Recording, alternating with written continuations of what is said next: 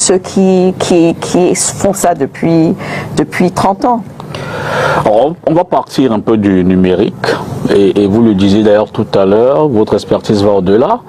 Vous vous intéressez aussi aux questions politiques avec ce coup de gueule sur le processus électoral que vous avez récemment exprimé et très repris par nos confrères. Quand vous observez ce processus électoral, qu'est-ce qui vous fait le plus craindre? J'ai failli dire, qu'est-ce qui vous choque le plus? Qu'est-ce qui vous pousse à dire faites attention aux organisateurs des élections? J'ai l'impression que, je ne sais pas si c'est par conservatisme ou bien si c'est par crainte ou c'est par méconnaissance, mais on mélange entre l'État et le processus électoral et un parti politique, le RDPC. C'est-à-dire, on a l'impression qu'on est un parti État, on en parle beaucoup. Mais dans le processus électoral, rien ne va. Comment est-ce qu'on a un système où un ministre qui est dans un parti du haut pouvoir va commencer à dire qui est le président de votre parti?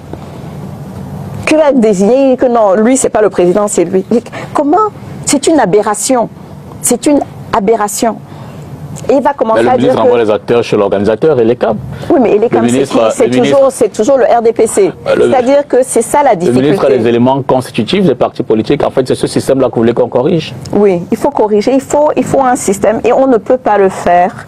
Avec que le gouvernement se désengage totalement du processus. Il ne va pas le faire. Non, non, je vous dis, pour vous, c'est l'idéal. C'est la proposition qu'on vous fait. Qu'il y ait un désengagement total. Si réellement on avait un gouvernement qui s'inquiétait d'avoir des élections libres, transparentes, fair, justes, ils allaient complètement changer la donne. Vraiment, mais on n'a pas ça. Et on n'aura pas ça. Et donc, ce que je pense que la prochaine étape, c'est quoi? C'est de s'assurer que qu'on puisse remplacer ce gouvernement qui n'a pas envie de changer, n'a pas envie d'évoluer. Et c'est pas aux élections. Oui, il faut aller, et c'est pour ça que j'ai dit que les élections, il faut y aller, et il faut y aller de manière intelligente, en sachant que on ne peut pas, on ne va pas pouvoir, les élections ne se passent pas le jour du vote. Okay. Parce qu'on a l'impression que oui, on va aller voter, on va aller défendre notre vote. Mais si on ne peut pas tenir de meeting pour sensibiliser la population sur son programme, si on ne peut pas choisir nos candidats, si on ne peut pas avoir accès aux antennes de la même manière, si on ne peut pas, parce que bon aussi que limiter l'accès à l'internet, tout ça, si on ne peut pas s'assurer que nos communications internet, on peut partager les informations avec le plus grand nombre de. Comment voulez-vous que le jour des élections, on dise que oui, mais vous avez eu moins de votes? Si on ne peut pas contrôler qui est sur la liste d'électeurs et qui ne l'est pas. C'est-à-dire que le vote lui-même, ce n'est pas ça les élections, c'est tout un processus. Et il faut encadrer ce processus et il faut que ce processus entier soit juste, pas juste le jour des élections. Parce que je vous dis que la vérité, c'est que si on compte juste le nombre de votes, le jour des élections, le RDPC peut passer. Et ils vont dire que le vote était libre. C'est vrai. Mais les gens qui ont pu voter ce jour-là sont les gens qu'ils auront prédésignés. L'endroit où les gens votent, ils auront prédésigné. Les candidats même, ils auront prédésigné. Donc oui, vraiment, oui, vous avez gagné le vote. Mais vous n'avez pas vraiment gagné les élections parce que les élections, c'est un ensemble. Et justement, si on demandait un schéma pour intégrer le numérique dans ce processus électoral, quelles seraient éventuellement les réformes qu'il y aura à faire pour s'assurer que de l'inscription au résultat, tout le processus ait une traçabilité technologique? C'est pas difficile. Ce n'est même pas un grand projet compliqué. Mais je ne pense pas qu'ils y soient. Je pense même pas ici que c'est encore une fois... Je ne crois pas non plus parler par rapport à eux. Je veux dire, si les téléspectateurs veulent être... D'abord, parfois, on n'a même pas besoin de l'État. On a besoin que l'État nous laisse.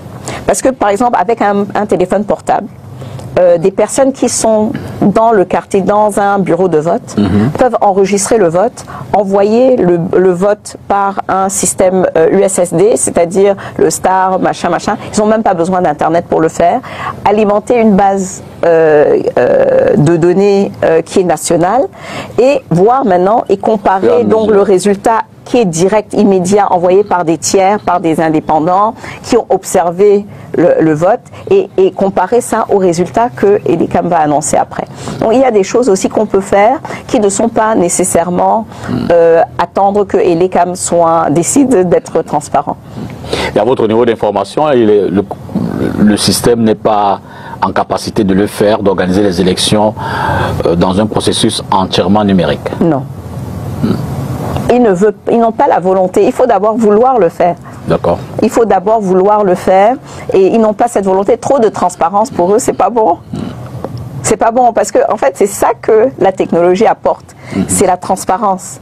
Et on peut pas, you can't lie. Vous pouvez pas mentir à la machine. C'est-à-dire que si elle a enregistré, elle a enregistré. Et donc, avoir les PV écrits à la main qu'on peut brancher, on peut cacher, si on utilise par exemple la technologie de blockchain pour enregistrer les résultats, c'est très difficile. Après, vous allez faire comment pour changer ça? C'est très difficile. Et donc, c'est cette manque Mais en l'état, quelle proposition feriez-vous donc pour s'assurer que le vote, le choix fait par les électeurs est le choix, que ça puisse être vérifié, que est le choix qui sera proclamé comme résultat? Disons qu'il y a plein de technologies et je vous dis que même en prenant des jeunes qui sortent de l'université, ils vous créent un système qui est très sécurisé et qui va en temps réel. Et c'est pour ça que je parle d'utiliser la technologie USSD. Parce qu'il y a des endroits où on n'a pas encore accès à l'Internet. Mais on peut recharger avec un téléphone normal. Il y a des systèmes déjà qui existent dans plusieurs pays africains ou de plusieurs pays du monde. Ces systèmes existent, mais je pense que nous, on peut développer un système qui nous est adapté, mais il faudrait cette volonté. D'accord. Vous êtes également exprimé sur l'immixtion de temps en temps de l'administration dans la vie des partis politiques. Le PCN, par exemple, qui est d'ailleurs en justice entre les différentes parties, mais il y a également l'UPC pour les anciens. C'est le CPP, vous parliez de tout à l'heure, qui a vécu ça également. Comment on peut sortir? Et d'ailleurs, le site du Minat qui était down, je ne sais pas s'il me remarche, là, et je crois qu'il remarche, mais avait toujours l'autre personne, alors qu'ils ont perdu jusqu'à la Cour suprême contre Caen. Ils n'ont pas harmonisé, ils n'ont pas actualisé. Ils ne veulent pas. En fait, pour eux, c'est ça. Et donc, tant que... C'est-à-dire que je trouve vraiment anormal que des ministres refusent de respecter la loi. Refusent de respecter la loi. Et ils sont là pour dire que c'est incroyable. Et donc, il y a des décisions de justice. Bon, ça ne les dérange pas. Ça ne les embête pas. Ça ne les intéresse pas. La loi, c'est eux. La loi, c'est eux. Même, je parlais de la loi sur... En fait, la directive du ministre Atangadji dernièrement sur... Mais c'est contre la loi. Il n'a pas le droit, lui, d'ajouter des nouvelles taxes. Mais bon, ça n'a l'air de déranger personne et on normalise donc ce genre de choses.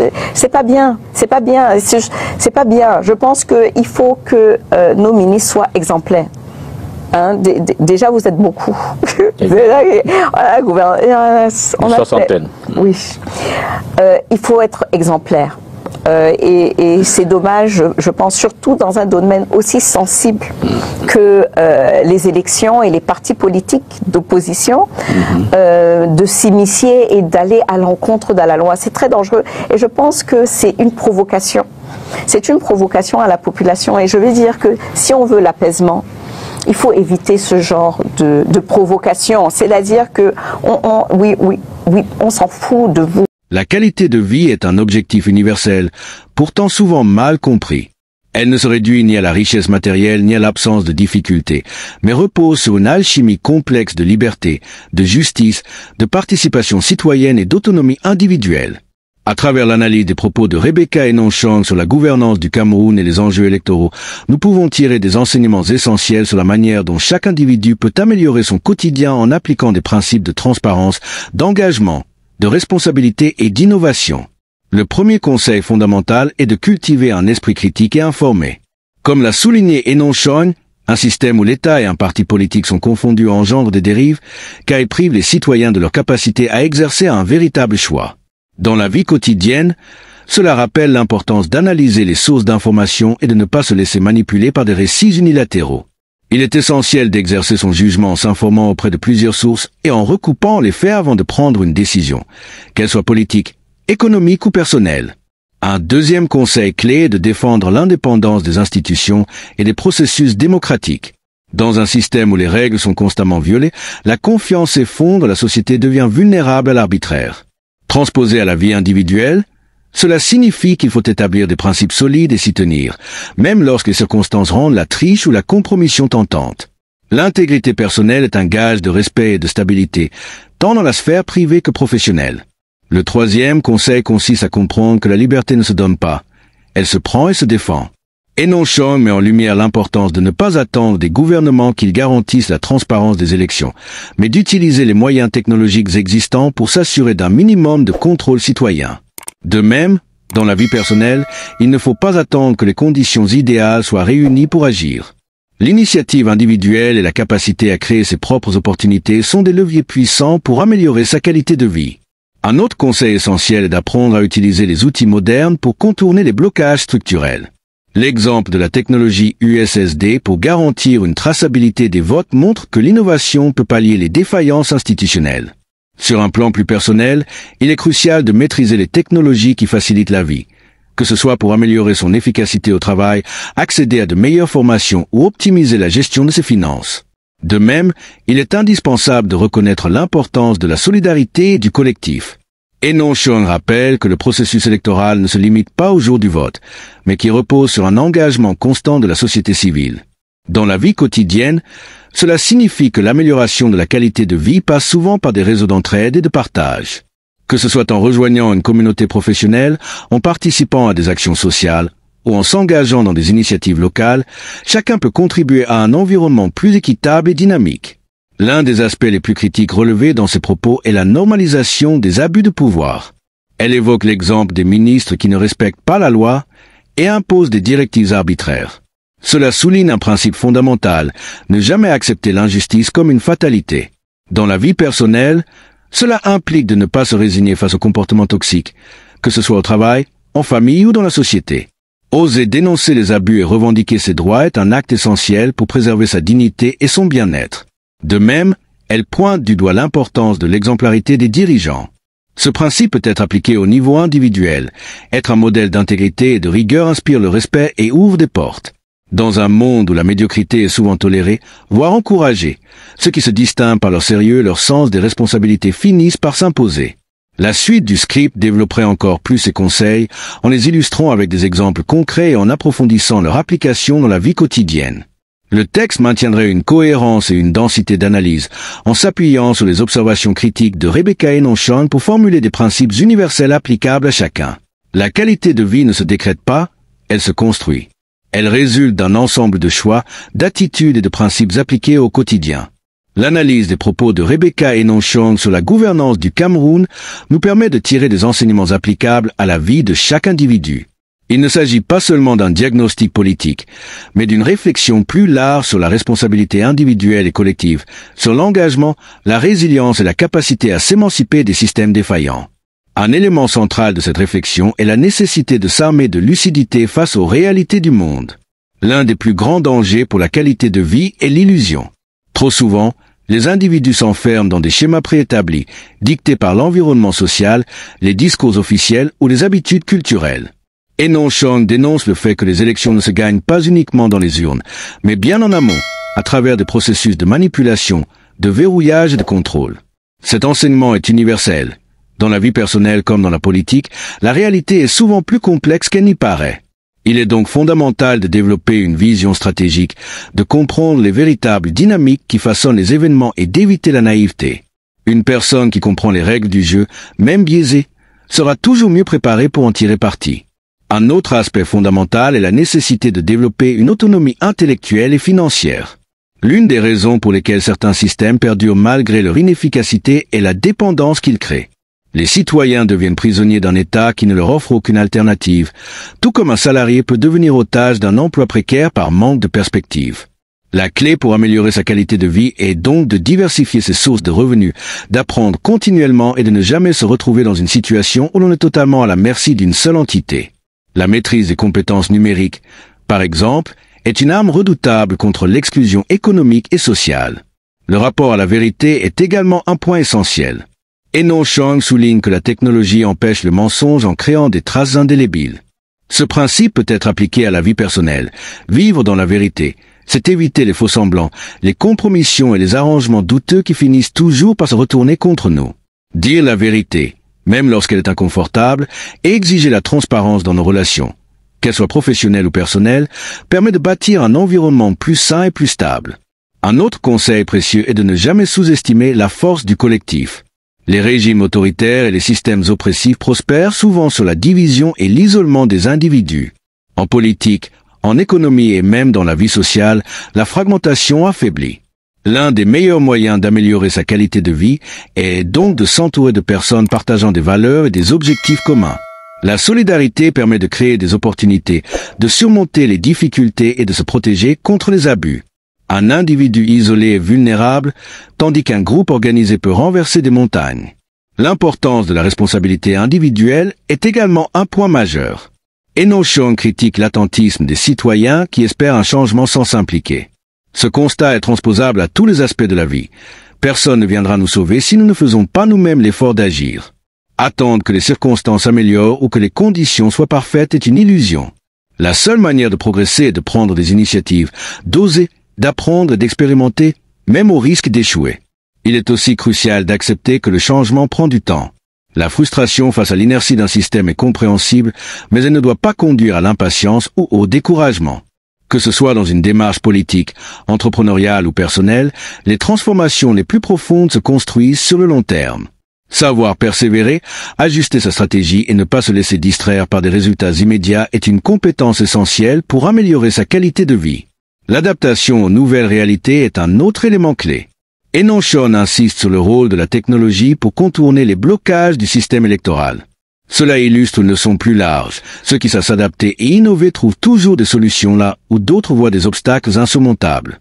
Dans un monde en perpétuelle évolution, il est indispensable de cultiver une capacité d'apprentissage et de remise en question. Ceux qui s'accrochent à des modèles obsolètes finissent par être dépassés et marginalisés. Un dernier conseil, mais non des moindres, est de ne jamais normaliser l'inacceptable. L'un des pièges les plus pernicieux des systèmes dysfonctionnels est qu'ils finissent par banaliser leurs propres abus. Lorsqu'un ministre prend des décisions illégales sans que personne ne réagisse, il finit par croire qu'il est au-dessus des lois. De la même manière, lorsqu'un individu tolère des injustices ou des comportements toxiques dans sa vie personnelle, il s'expose à une détérioration progressive de son bien-être. Il est essentiel de fixer des limites claires et de refuser tout ce qui va à l'encontre de nos principes fondamentaux. Ces conseils ne sont pas simplement des concepts abstraits. Ils sont applicables au quotidien et peuvent véritablement transformer une existence. La qualité de vie repose sur des choix et des actions concrètes, et il appartient à chacun de prendre le contrôle de son destin en appliquant ces principes avec rigueur et détermination.